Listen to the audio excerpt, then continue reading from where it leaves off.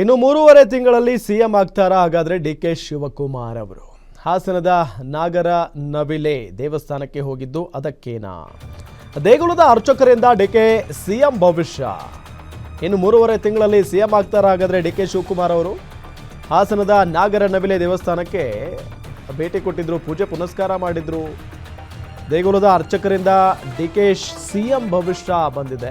Guarantee ನ್ಯೂಸ್ಗೆ ನಾಗೇಶ್ವರ ಸನ್ನಿಧಾನದಲ್ಲಿ ಅರ್ಚಕರು ಹೇಳಿಕೆಯನ್ನ ಕೊಟ್ಟಿದ್ದಾರೆ. ಇದೇ ಮೊದಲ ಬಾರಿಗೆ ಡಿಕೆ ಶಿವಕುಮಾರ್ ಈ ದೇವಸ್ಥಾನಕ್ಕೆ ಬಂದಿದ್ದಾರೆ. ಇಲ್ಲಿಗೆ ಬಂದ ರಾಜಕೀಯ ನಾಯಕರ ಇಷ್ಟಾರ್ಥ ಪ್ರಾಪ್ತಿಯಾಗಿದೆ. ಈ ಹಿಂದೆ HDK ಯಡಿಯೂರಪ್ಪ ದೇವರ ದರ್ಶನ ಮಾಡಿದ್ರು. ಈಗ ಡಿಕೆ ಶಿವಕುಮಾರ್ ಸುಮಾರು 2.5 ಗಂಟೆಗಳ ಕಾಲ ಪೂಜೆ ಮಾಡಿದ್ದಾರೆ. ಇನ್ನು 3.5 ತಿಂಗಳಲ್ಲಿ ಡಿಕೆ ಶಿವಕುಮಾರ್ ಸಿಎಂ ಆಗ್ತಾರೆ. ಅವರಿಗೆ ಅಮ್ಮನ ಆಶೀರ್ವಾದ ಸಿಕ್ಕಿದೆ ಅಂತ ಸಿದ್ದೇಶ್ವರ ಶಾಸ್ತ್ರಿ ಹೇಳಿಕೆಯನ್ನ ಕೊಟ್ಟಿದ್ದಾರೆ ನೋಡಿ. ಎಸ್, ಇದೇ ವಿಚಾರಕ್ಕೆ ಸಂಬಂಧಪಟ್ಟಂತೆ ನಮ್ಮ ಹಾಸನ ರಿಪೋರ್ಟರ್ ಚೇತನ್ ಅಲ್ಲಿನ ಸ್ವಾಮೀಜಿಗಳ ಜೊತೆಗೆ ಮಾತನಾಡಿಸಿದ್ದಾರೆ, ಅರ್ಚಕರ ಜೊತೆಗೆ. ಅವ್ರು ಏನ್ ಹೇಳಿದ್ದಾರೆ ನೋಡೋಣ ಬನ್ನಿ. ಹಾಸನ ಜಿಲ್ಲೆ ಚನ್ನರಾಯಪಟ್ಟಣ ತಾಲೂಕಿನ ಪ್ರಸಿದ್ಧ ಪುಣ್ಯಕ್ಷೇತ್ರ ನವಿಲೆ ನಾಗೇಶ್ವರನ ಸನ್ನಿಧಿಯಲ್ಲಿರುವಂಥದ್ದು. ಅಂದ್ರೆ ಈ ಕ್ಷೇತ್ರದಕ್ಕೆ ಕರ್ನಾಟಕ ಸರ್ಕಾರದ ಉಪಮುಖ್ಯಮಂತ್ರಿಗಳಾದಂತಹ ಡಿಕೆ ಶಿವಕುಮಾರ್ ಅವರು ನಿನ್ನೆ ಬಂದು ವಿಶೇಷ ಪೂಜೆಯನ್ನ ಸಲ್ಲಿಸೋಗಿದ್ರು. ಅಂದ್ರೆ ಸಿದ್ದೇಶ ಶಾಸ್ತ್ರಿ ಅವರ ನೇತೃತ್ವದಲ್ಲಿ ವಿಶೇಷ ಪೂಜೆಯನ್ನ ಸಲ್ಲಿಸೋಗಿದ್ರು. ಅಂದ್ರೆ ಏನು ಮುಖ್ಯಮಂತ್ರಿ ಈ ರಾಜಕೀಯ ಪಡಸಾಲೆಯಲ್ಲಿ ಮುಖ್ಯಮಂತ್ರಿ ಬದಲಾವಣೆಯ ಬೆನ್ನಲ್ಲೇ ಡಿಕೆ ಶಿವಕುಮಾರ್ ಅವರು ಈ ಕ್ಷೇತ್ರಕ್ಕೆ ಬಂದು ವಿಶೇಷ ಪೂಜೆಯನ್ನ ಸಲ್ಲಿಸೋಗಿದ್ರು. ಈಗ ನಮ್ಮೊಟ್ಟಿಗೆ ನೇರವಾಗಿ ಸಿದ್ದೇಶ್ ಶಾಸ್ತ್ರಿ ಇದ್ದಾರೆ, ಅವ್ರನ್ನ ನೇರವಾಗಿ ಮಾತನಾಡಿಸ್ತಾ ಹೋಗೋಣ. ಸರ್, ಈಗಾಗಲೇ ಡಿಕೆ ಶಿವಕುಮಾರ್ ಅವರು ಈ ಕ್ಷೇತ್ರಕ್ಕೆ ಭೇಟಿ ಕೊಟ್ಟು ವಿಶೇಷ ಪೂಜೆಯನ್ನ ಸಲ್ಲಿಸಿರೋಂಥದ್ದು ತಮ್ಮ ನೇತೃತ್ವದಲ್ಲಿ. ನಿನ್ನೆ ಅಷ್ಟೇ ಬಂದು ಈ ಕ್ಷೇತ್ರದಲ್ಲಿ ಪೂಜೆ ಮಾಡಿರೋಂಥದ್ದು. ಅಂದ್ರೆ ಈ ಕ್ಷೇತ್ರದ ಮಹಿಮೆ ಹೇಗಿದೆ ಸರ್? ಹೇಗಿದೆ ಇಲ್ಲಿ ವಿಶೇಷ ಅಂದ್ರೆ ಸರ್ಪದೋಷ ನಿವಾರಣೆ ಕ್ಷೇತ್ರ, ಕುಕ್ಕೆ ಸುಬ್ರಹ್ಮಣ್ಯ, ಕಾಳಹಸ್ತಿ ಘಾಟಿ, ಅಲ್ಲೆಲ್ಲ ದೋಷಗಳನ್ನ ಪರಿಹಾರವನ್ನ ಮಾಡಿಸಿ ಪರಿಹಾರ ಆಗದೆ ಹೋದಂತವ್ರು ಕೂಡ ಇಲ್ಲಿ ಬಂದು ಪರಿಹಾರ ಮಾಡಿಸಿದ್ರೆ ಎಲ್ಲರೂ ಕೂಡ ಒಳ್ಳೇದಾಗ್ತದೆ. ಮನುಷ್ಯನಿಗೆ ವಿಶೇಷವಾಗಿ ಸರ್ಪದೋಷ ವಿಶೇಷವಾಗಿರ್ತಕ್ಕಂಥದ್ದು. ಸರ್ಪದೋಷ ಇದ್ದಂಥವ್ರಿಗೆ ಎಲ್ಲ ಕಾರ್ಯಗಳು ಕೂಡ ಅಡಚಣೆಗಳಾಗ್ತದೆ. ಅಡಚಣೆ ಪರಿಹಾರ ಆಗಬೇಕು ಅಂದ್ರೆ ಸರ್ಪದೋಷ ಪರಿಹಾರನ ಮಾಡಿಸ್ಬೇಕು. ಹಾಗಾಗಿ ಈ ಕ್ಷೇತ್ರದ ಮಹಿಮೆಯಿಂದ ಕೂಡ ಅವ್ರು ಬಂದಿದ್ರು.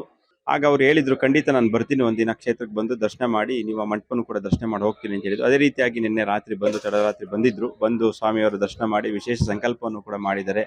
ಹಿಂದೆ ಸನ್ಮಾನ್ಯ ಮಾಜಿ ಮುಖ್ಯಮಂತ್ರಿಯಾಗಿರ್ತಕ್ಕಂತಹ ಕುಮಾರಸ್ವಾಮಿ ಅವರು ಕೂಡ ಬಂದಿದ್ರು. ಅವ್ರಿಗೂ ಕೂಡ ಒಳ್ಳೆ ಸ್ಥಾನಮಾನ ಸಿಕ್ಕಿತ್ತು. ಅದಾದ ನಂತರ ಸಮ್ಮಿಶ್ರ ಸರ್ಕಾರ ಇದ್ದಂತಹ ಸಮಯದಲ್ಲಿ ಮಾಜಿ ಮುಖ್ಯಮಂತ್ರಿ ಆಗಿರ್ತಕ್ಕಂಥ ಯಡಿಯೂರಪ್ಪನೂ ಕೂಡ ಬಂದಿದ್ರು. ಅವರು ಬಂದಾದ್ಮೇಲೆ ಅವ್ರಿಗೂ ಕೂಡ ಒಂದು ಮುಖ್ಯಮಂತ್ರಿ ಸ್ಥಾನ ಸಿಕ್ಕಿತ್ತು.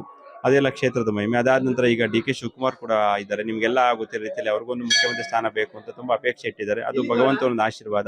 ಈ ಕ್ಷೇತ್ರಕ್ಕೆ ಬಂದಂತ ಎಲ್ಲ ರಾಜಕಾರಣಿಗಳು ಎಲ್ಲರಿಗೂ ಕೂಡ ಭಗವಂತನ ಆಶೀರ್ವಾದದಿಂದ ಒಳ್ಳೇದಾಗಿದೆ. ಅವ್ರಿಗೂ ಕೂಡ ಸ್ಥಾನಮಾನ ಸಿಗಬೇಕು ಅಂತ ಹೇಳಿ ವಿಶೇಷವಾದಂತಹ ಪೂಜೆಯನ್ನ ನೆರವೇರಿಸಿ, ಅದಾದ ನಂತರ ಮನೆಯಲ್ಲಿ ನಮ್ಮ ಒಂದು ಶಿವಾನುಗ್ರಹ ಪ್ರತಿಷ್ಠಾನ ವತಿಯಿಂದ ಅಲ್ಲಿ ಒಂದು ವಿಶೇಷ ಪೂಜೆಯನ್ನು ಇಟ್ಕೊಂಡಿದ್ದು, ಮನೆಯಲ್ಲಿ 1.5-2 ತಾಸು ಒಂದು ವಿಶೇಷವಾದ ಪೂಜೆ ಕಾರ್ಯಕ್ರಮಗಳನ್ನ ನೆರವೇರಿಸಿ ಸಂಕಲ್ಪವನ್ನು ಮಾಡಿದ್ದಾರೆ.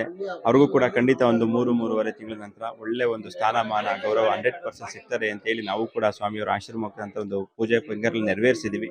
ಅವರಿಗೆ ಮುಂದಿನ ಸ್ಥಾನದಲ್ಲಿ ಖಂಡಿತವಾಗ್ಲೂ ಒಳ್ಳೆ ಒಂದು ಸ್ಥಾನಮಾನ ದೊರಕ್ತದೆ ಸರ್. ಅಂದ್ರೆ ಈ ಕ್ಷೇತ್ರಕ್ಕೆ ರಾಜಕಾರಣಿಗಳು ಬಂದ್ರೆ ಅಥವಾ ರಾಜಕಾರಣಿಗಳು ಯಾರೇ ಬಂದ್ರು ಅವರ ಇಷ್ಟಾರ್ಥ ಸಿದ್ಧಿ ಆಗುತ್ತೆ, ಇಷ್ಟಾರ್ಥ ಅವರು ಬೇಡ್ಕೊಂಡಿದ್ದು ಫಲಪ್ರದವಾಗುತ್ತೆ ಅನ್ನೋ ಮಾತಿರೋಂಥದ್ದು. ತಾವು ಕೂಡ ಅದನ್ನ ಹೇಳಿದ್ರಿ. ಒಟ್ಟಾರೆಯಾಗಿ ಡಿಕೆ ಶಿವಕುಮಾರ್ ಅವರು ಈ ಮುಂಚೆಯಿಂದ ಈ ಕ್ಷೇತ್ರಕ್ಕೆ ನಡ್ಕೋತಿದ್ದ ಅಥವಾ ನಿನ್ನೆ ಅಷ್ಟೇ ಬಂದಿದ್ದ? ಸರ್, ನಿನ್ನೆ ಅಷ್ಟೇ ಬಂದಿದ್ದು. ನಾವು 2 ಬಾರಿ ಭೇಟಿ ಮಾಡಿ ಅವ್ರನ್ನ ಇಲ್ಲಿ ಕ್ಷೇತ್ರಕ್ಕೆ ಬನ್ನಿ ಸರ್, ಈ ತರ ಕಾರ್ಯಕ್ರಮ ಇಟ್ಕೊಂಡಿದೀವಿ, ನೀವು ಬರಬೇಕು ಅಂತ ಹೇಳಿದ್ದು. ಬರ್ತೀವಿ ಅಂತ ಹೇಳಿದ್ರು. ಆಗ ಸ್ವಲ್ಪ ಏನೋ ಸಮಸ್ಯೆ ಇದ್ರಿಂದ ಬರ್ಲಿಕ್ಕೆ ಆಗ್ಲಿಲ್ಲ. ಅದಾದ ನಂತರ ಇದೇ ಪ್ರಥಮ ಬಾರಿಗೆ ಅವ್ರು ಬಂದಿರತಕ್ಕಂಥದ್ದು. ಪ್ರಥಮ ಬಾರಿಗೆ ಬಂದು ಕ್ಷೇತ್ರದ ಸ್ವಾಮಿ ದರ್ಶನ ಮಾಡಿ ಒಂದು ಪೂಜೆಯಲ್ಲಿ ಮನೆಯಲ್ಲಿ ಪೂಜೆಗೆ ಕೈಗೊಂಡಿದ್ರು. ಆ ಪೂಜೆ ಮುಗಿಸ್ಕೊಂಡು ಹೊರಟರು.